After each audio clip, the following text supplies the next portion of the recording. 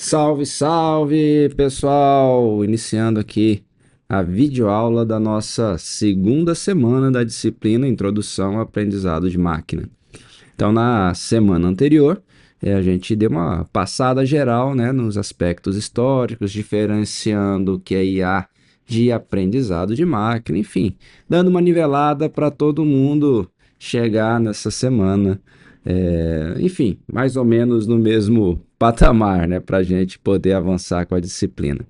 E hoje, nesse vídeo, o foco então é a gente dizer a principal ferramenta, a principal biblioteca que a gente vai usar dentro do Python para trabalhar com a disciplina a partir da semana que vem, da próxima aula, da aula 3, e base de dados, né?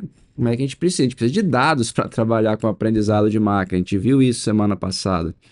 E a gente precisa de dados já coletados, registrados, armazenados. E a gente vai dar uma olhada sobre isso, tá? Bom, então vamos dar uma avançada aqui no slide para a gente ver. Olha aí, então, deixa eu colocar meu rosto aqui. Beleza. Então a ferramenta que a gente vai usar é o scikit-learn. Não sei se vocês já ouviram falar. Quem já ouviu, ótimo. Quem não viu, não tem problema. O scikit-learn é uma biblioteca open source de aprendizado de máquina para Python. É muito conhecida para aprendizado de máquina, muito utilizada. Isso porque ela oferece uma variedade de ferramentas dentro dela e algoritmos para análise de dados e construção de modelos preditivos de aprendizado de máquina. E ela, com certeza, é uma das bibliotecas mais populares e acessíveis para implementar técnicas de aprendizado de dados, de máquina.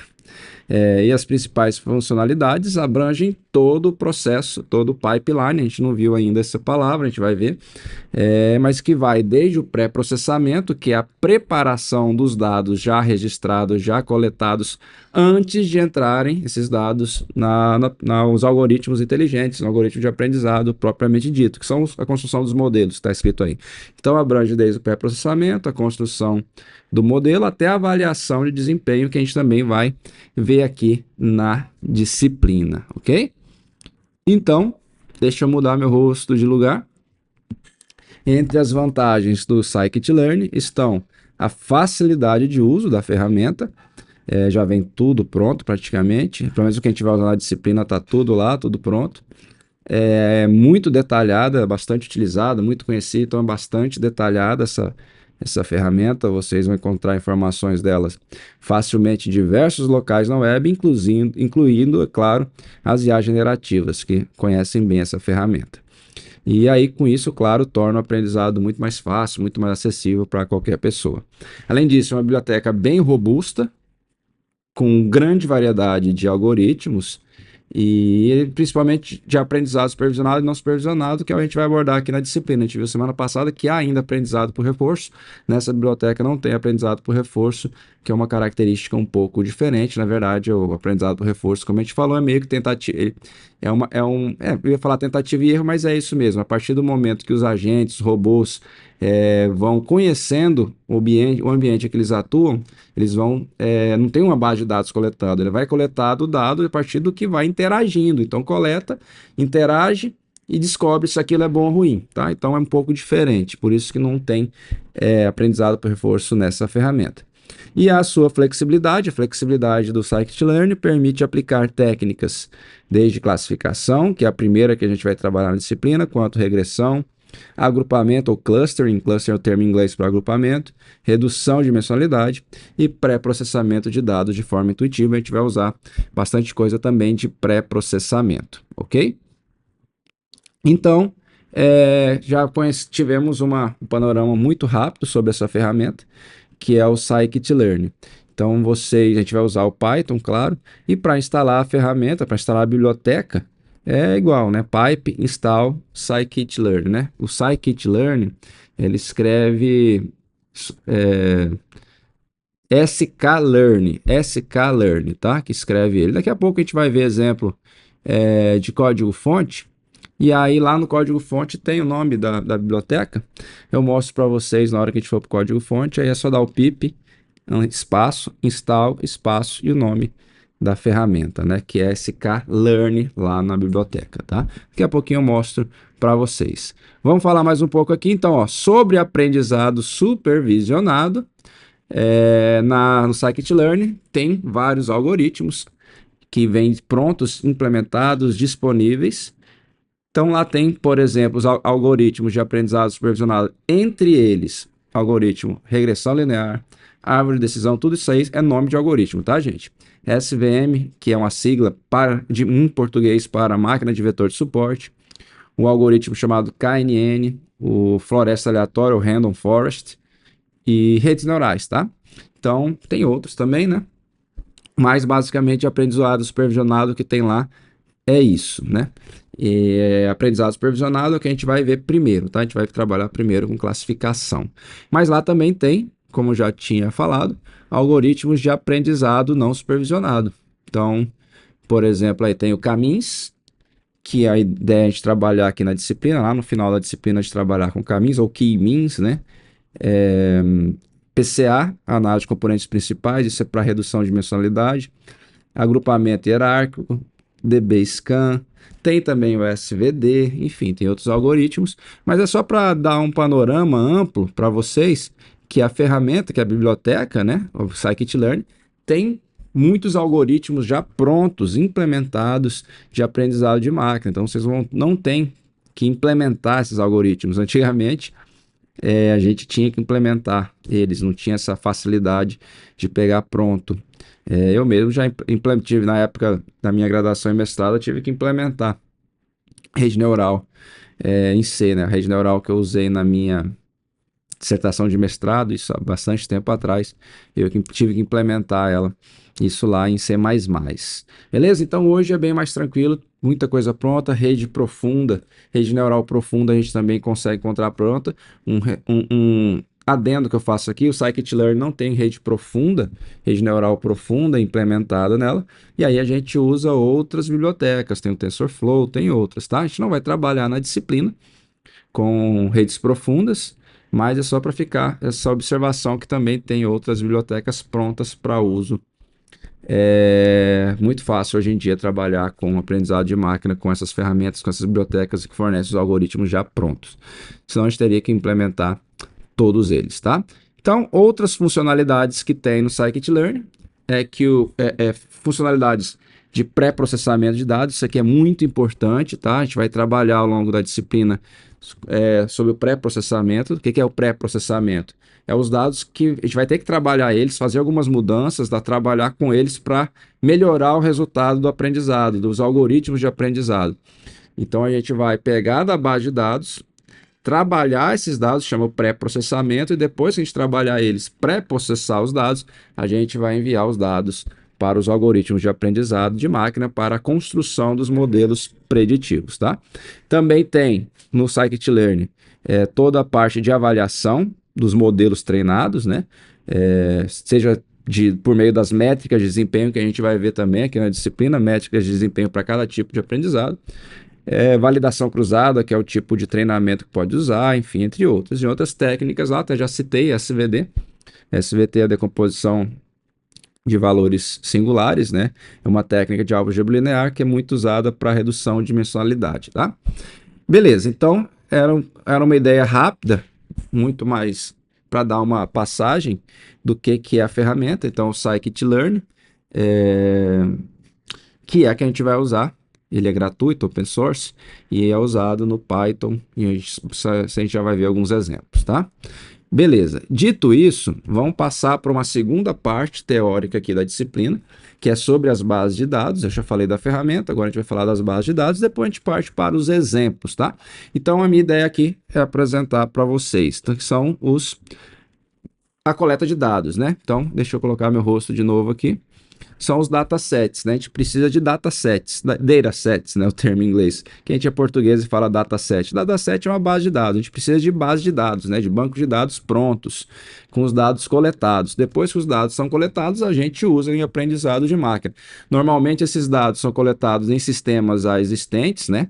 Seja de comércio eletrônico, seja de serviço, de atendimento, qualquer tipo de de sistema que coleta dados de uso, dados de usuário, pode ser dados médicos, de saúde, enfim, qualquer tipo de dados. Uma vez coletados, a gente usa eles. Então, a gente precisa de base de dados.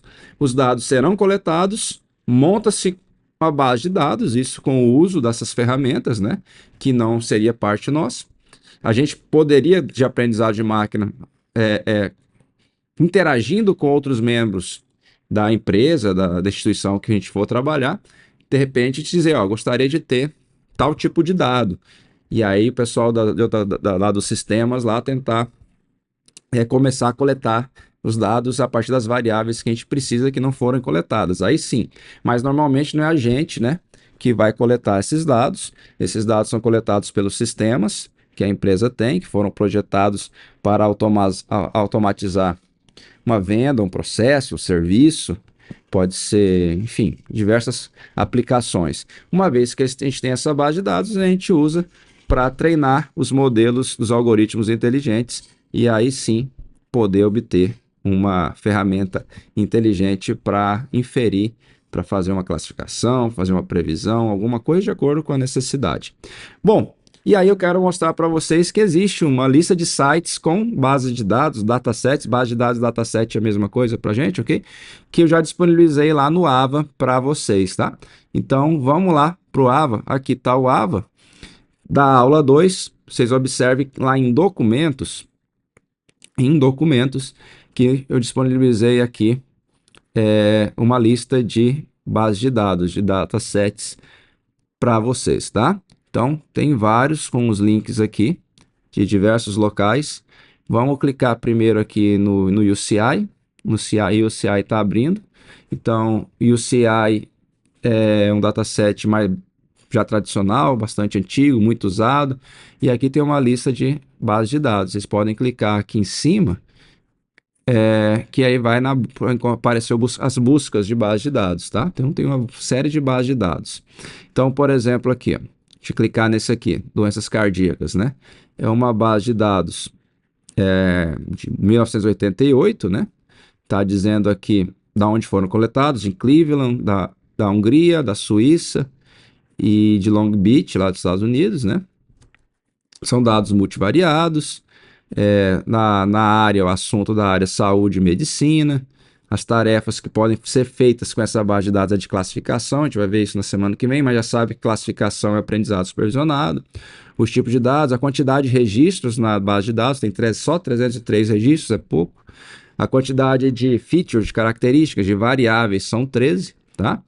E aí tem mais informações aqui, então te dá várias informações, ok? Então aqui já mostra no lado esquerdo, só nome de algoritmos inteligentes, quando aplicados nessa base de dados, qual que é a acurácia e a precisão que eles normalmente têm. A gente vai ver essas métricas, acurácia e precisão, tá? E tem mais informações aqui, ó. Artigos científicos, papers, né, que usaram essa base de dados. Aí tem uma lista aqui, tá? Então aqui é bacana porque o CI já tem um monte de bases de dados disponíveis, as bases de dados são todas disponíveis gratuitamente, tá? Para trabalhar. Voltando aqui para o Ava, tem várias outras. Vou clicar aqui o Kaggle é outra tradicional, tá? Tá abrindo aqui. Tá em inglês, eu esqueci de comentar isso, né? Mas vocês podem colocar para traduzir, né? No navegador. Pode colocar para traduzir. Aqui no meu, colocar para traduzir para português, né? Aí, traduziu para português. Então, essa é a opção de vocês, ok? Aí aqui tem uma série de bases de dados, né? Aqui, ó.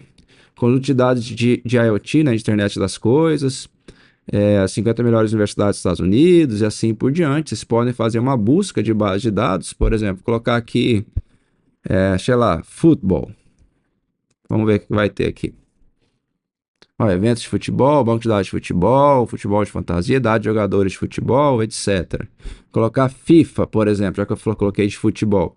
Ó, da Copa do Mundo da FIFA e assim por diante. Deixa eu colocar sobre saúde, sei lá, vamos pensar aqui, coração. Coração em inglês, heart, né?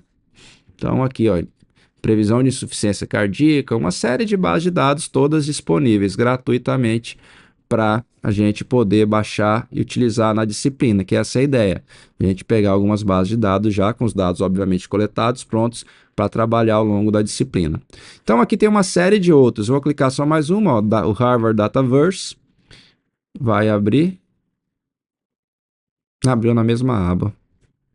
Aqui tem, então, uma série de bases de dados separados por ciências da agricultura, artes e humanidades, astronomia e astrofísica, enfim, vários assuntos aqui. Deixa eu colocar medicina, saúde e ciências da vida. E tem uma série de bases de dados aqui que vocês podem explorar. Deixa eu voltar lá para o AVA que estava aqui. Voltando aqui, aula 2. Beleza, então as bases de dados. Estou disponibilizando para vocês vários links, vários sites. Então, nesses locais, nesses sites aí, dessa lista, tem outros também que vocês conseguem encontrar, mas esses aí vai cobrir bastante coisa. Vocês têm acesso a muitas bases de dados gratuitamente.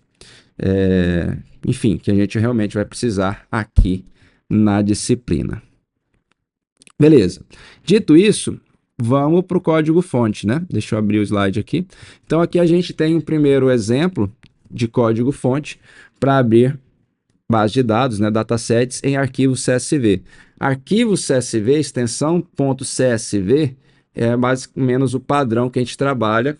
Quando a gente abre arquivo, o arquivo é a extensão geralmente CSV, que a gente trabalha para aprendizado de máquina, é o mais comum, o mais usual. E aí, para isso, a gente usa a biblioteca Pandas, tá? Então, faz lá uma importação do Pandas, ó, import pandas, pode renomear, geralmente a gente renomeia para PD, né? E aí a gente trabalha com PD. E aí o PD, né, de pandas, para abrir o arquivo é a função read CSV, read underline CSV, e lá a gente coloca o nome do arquivo ou o caminho que está no computador, o arquivo. E aí manda imprimir o DF, a variável DF é de data frame ou data frame, e aí o head quer dizer que vai imprimir só as primeiras 5 linhas dessa tabela, desse data frame, tá? Então, vamos lá pro Visual Studio para vocês darem uma olhada aqui como é que vai rodar. Beleza, já estou aqui no Visual Studio, ó, com código fonte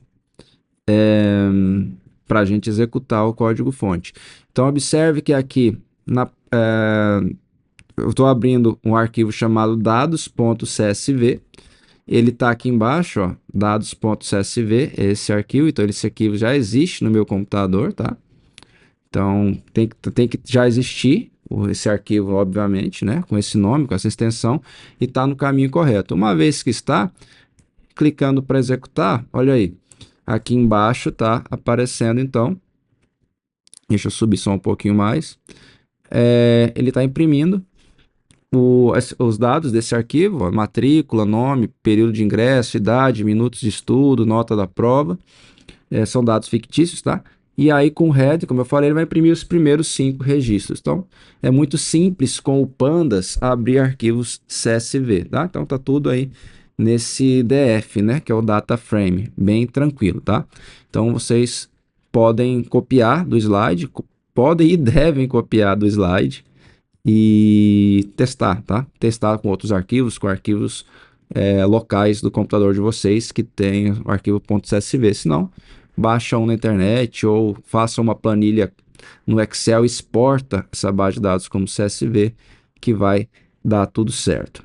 Beleza? Vamos para o próximo slide. Deixa eu passar o próximo slide aqui. Então, no próximo slide aqui, ó, tá mostrando que o Scikit-Learn oferece diversas bases de dados nativas nele mesmo, tá? No próprio Scikit-Learn já vem bases de dados, datasets. Então, a gente não precisa necessariamente baixar uma base de dados, como eu mostrei para vocês nos sites que eu estou disponibilizando. O próprio Scikit-Learn já tem um conjunto de bases de dados, todas bem interessantes, bem tranquilas, bem fáceis para se trabalhar em aprendizado de máquina, tá? E aqui está um exemplo de código-fonte de abertura de uma base de dados, que é a Load Iris, ou Load Iris, né? Esse Iris aí é flor, tá? Não confundir com o do olho, é de flor, tem 4 variáveis ali dentro dela, tá? Que é a largura da sépala, a largura da pétala, comprimento da sépala e o comprimento da pétala, além da classificação. Então, são 4 variáveis de características e uma de de classe, né, da classificação. Então, esse código-fonte vai abrir a base de dados direto do scikit-learn e vai imprimir na tela, tá? Então, vamos executar o código-fonte. Deixa eu abrir aqui o arquivo. Ele aqui está no teste 1. É esse arquivo aqui, ó. Então, como eu falei para vocês anteriormente no vídeo, ó, esse aqui que é a base, a biblioteca do scikit-learn, sklearn. Então, se vocês forem executar aí e não estiver funcionando, assim como o pandas, eu esqueci de comentar, tem que instalar, né? Pip pandas, né? Pip install pandas ou pip install sklearn, tá? Para instalar.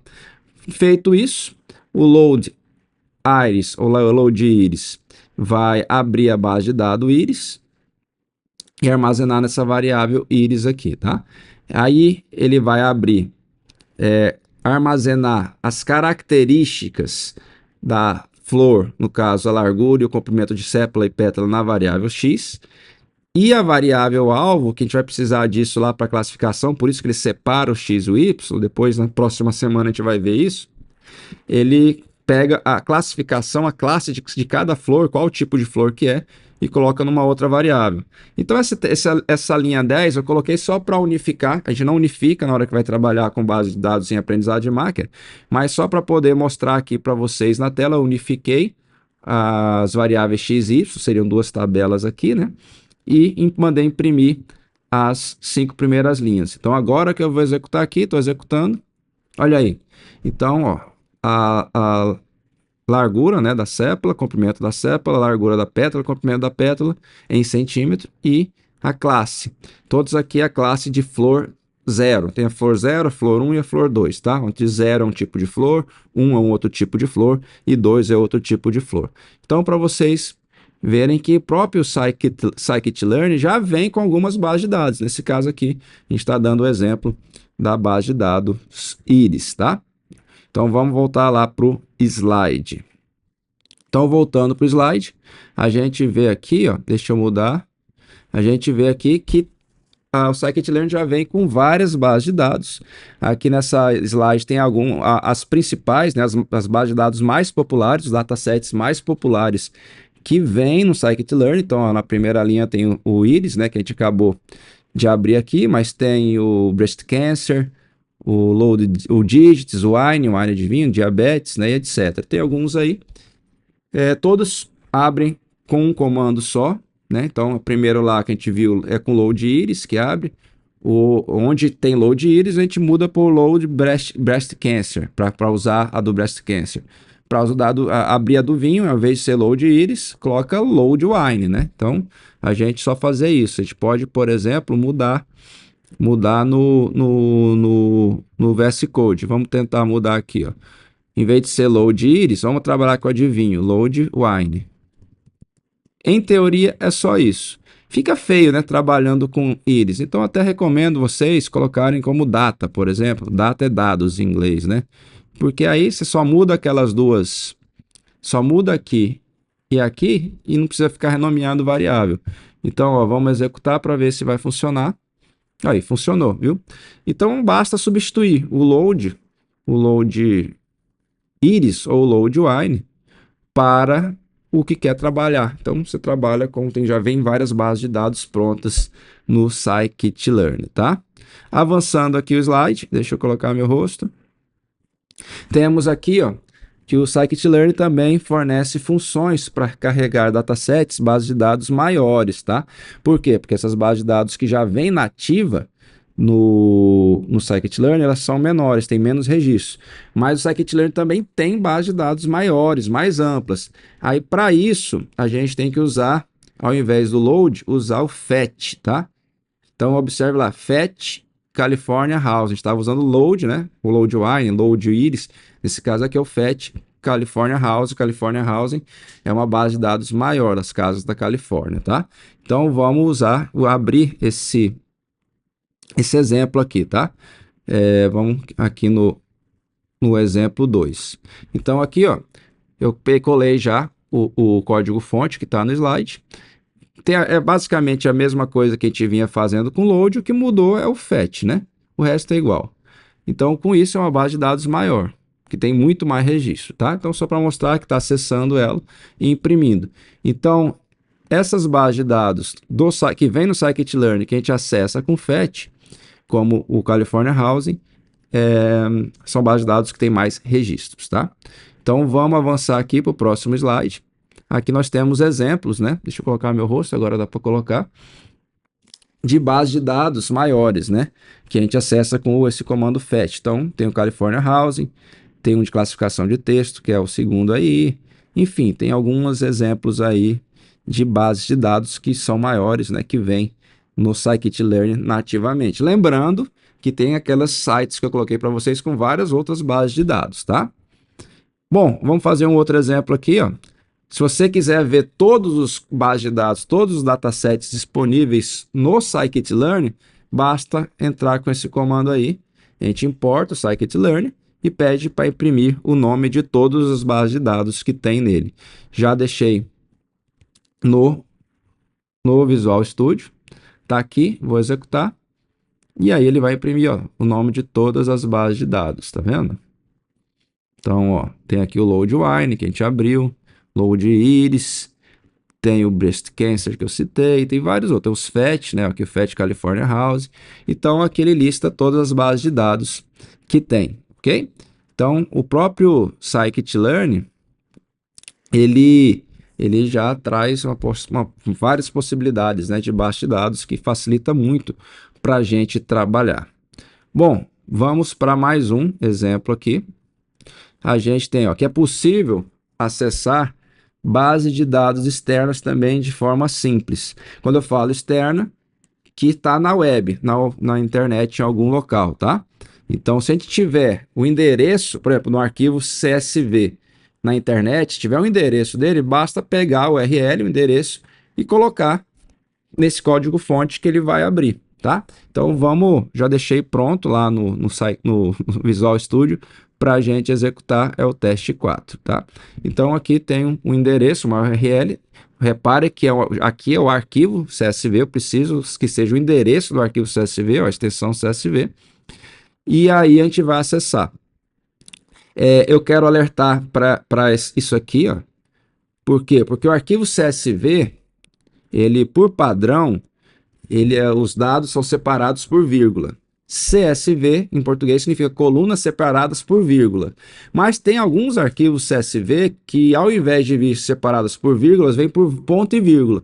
Aí, nesse caso, esse arquivo, ele vem os dados separados por ponto e vírgula, esse arquivo aqui.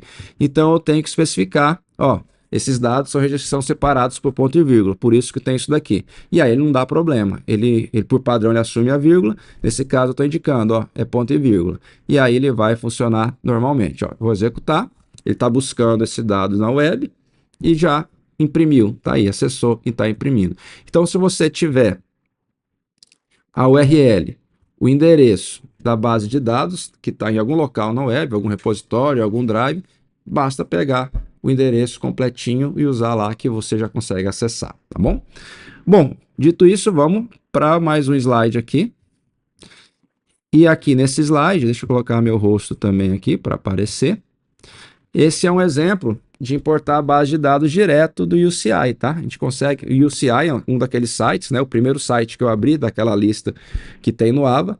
Então a gente consegue importar dados direto do UCI. Então, o próprio UCI fornece uma biblioteca, lá, UCI, UCI, ML Repo. Aí tem que instalar ela, né? pip, UCI, ML Repo, pip install, né? UCI, LM Repo, né? Aí você instala e consegue usar. Mas não precisa se preocupar, tá? Porque é o seguinte, deixa eu mostrar para vocês. Deixa eu abrir o navegador de novo, vou lá para o UCI. Deixa eu abrir o do Iris aqui, por exemplo. Ó, estou na base de dados Iris. Bastaria vir aqui, ó, nesse botão Import in Python e copiar o código-fonte. Copiou o código-fonte, eu clico aqui e aí você já cola lá no Visual Studio em Python que ele vai funcionar. E aqui está o comando para instalar. Opa, cliquei errado. Você copia, pip install UCI ml repo, né? É o comando de instalar, tranquilo? Bem sossegado. E aí eu já tenho ele também no Visual Studio. para a gente testar aqui. Esse teste 5, deixa eu fechar aqui embaixo. Tá aí, ó, é exatamente do íris. E aí vou executar e vai direto lá no UCI, né, e já busca os dados, tá? Então aqui está imprimindo informações das variáveis, ó, é isso aqui embaixo, ó. Largura da sépala é uma característica, é uma variável contínua, né, de número, né, contínuo, no caso, uma variável real, né, número real, descrição, unidade, valor, cada uma das características e o alvo, que é a classe. Eu também pedi para imprimir os metadados que estão aqui, ó, essa bagunça aqui, e antes não pedi para imprimir mais nada. Nesse caso, não pedi para imprimir o head, mas a gente poderia ter impresso o head aqui, né? Por exemplo, né? Então a gente vai executar, buscando a base de dados direto UCI, e aí não imprimiu, claro, não é o íris, né? É o X que eu queria imprimir. Então, vamos lá, imprimir o X, tá aí, ó, os dados, os 5 primeiros e os últimos 5, tá? Registros aí, que está sendo impresso, ok? Então, é bem tranquilo para se trabalhar com dados, com base de dados, datasets do UCI, tá? Bem sossegado, a própria UCI te fornece uma biblioteca para fazer isso, né? E aí, vamos agora para o slide, para o nosso último slide aqui desta aula, que a gente tem, deixa eu passar ele, tá? Eu tô aqui perdido aqui, com tanta coisa aberta. Aí, beleza. E aí a gente consegue importar do Kaggle também. Eu abri, né, antes aqui neste vídeo, nessa aula, o site do UCI e do Kaggle. Então, se no slide anterior, na parte anterior, a gente viu como acessar do UCI, também tem como acessar do Kaggle. E o Kaggle também disponibiliza uma biblioteca, ó, Kaggle Hub, tá vendo? Lá import Kaggle Hub. E aí o código-fonte é esse. Nesse caso aí está abrindo a base de dados Credit Card Fraud, tá? Então, por exemplo, vamos executar. Eu tenho ele já lá, o código-fonte no Visual Studio. Deixa eu fechar aqui, teste 6. Então aqui ó, a gente está instalado já. Se o computador de vocês não tiver instalado, tem que colocar pip install Kaggle Hub, né? Aí ele vai instalar. E aí o comando são esses daqui. Então, executando, ele busca direto do Kaggle e olha aí, já está imprimindo a base de dados, tá? Então, é bem tranquilo também para se trabalhar com a base de dados que vem do Kaggle, tá? Então, gente, esse é o conteúdo dessa aula. Era a gente falar sobre o Scikit-Learn e de datasets, de base de dados. E eu quero convidá-los a fazer o exercício. Nessa semana eu coloquei no AVA, disponibilizei um exercício só para vocês exercitarem, ou seja, não vale nota, mas para exercitar já o código-fonte, né? Importar a base de dados, vocês podem começar a brincar com algumas bases de dados, tentar pegar algumas informações, dar uma estudada, o que mais consegue obter com o Pandas, né? Dessas bases de dados, do Data Frame. Quem nunca usou o Data Frame, convido a dar uma pesquisada, dar uma estudada o que é o Data Frame, o que pode fazer no Data Frame, coloca lá no chat GPT o que se pode fazer, né? Quais são as funcionalidades, as funções, os métodos que vem no Data Frame, né? Do Pandas. E lembrando que toda aula, e aqui não é diferente, tem uma atividade avaliativa para vocês responderem. Beleza? Espero que tenha sido proveitoso esse conteúdo e a gente se vê na semana que vem. Valeu!